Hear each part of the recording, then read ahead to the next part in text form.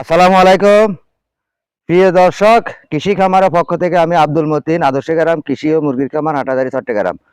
দেখেন, আমি আজকে আমার এই যে রসুন, আমি রসুনে, পেঁপে গাছে এবং বেগুনে সবকিছু মিলাইয়া আমি আজকে বিষ প্রয়োগ করব। আমার এটা হলো 8 লিটারই একটা টাঙ্কি।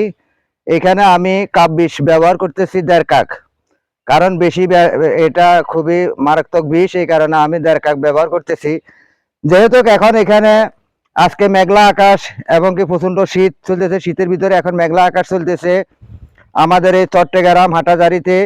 আজকে মেঘলা আকাশ অবস্থায়, কারণ অনেক সময় দেখা যায় এই যে আপনার এই পেঁপে গাছে কিংবা রসুনের পাতার মাধ্যমে বিভিন্ন রকমের পোকামাকড় বসে। তাই পোকামাকড় দূরী করার জন্য আমি আজকে এখানে বিষ প্রয়োগ করব। তো প্রিয় দর্শক, আপনারা একটা জিনিস খেয়াল রাখবেন, আপনারা যখন বিষ প্রয়োগ করবেন ভালো করে এটা হাওয়া করে নেবেন।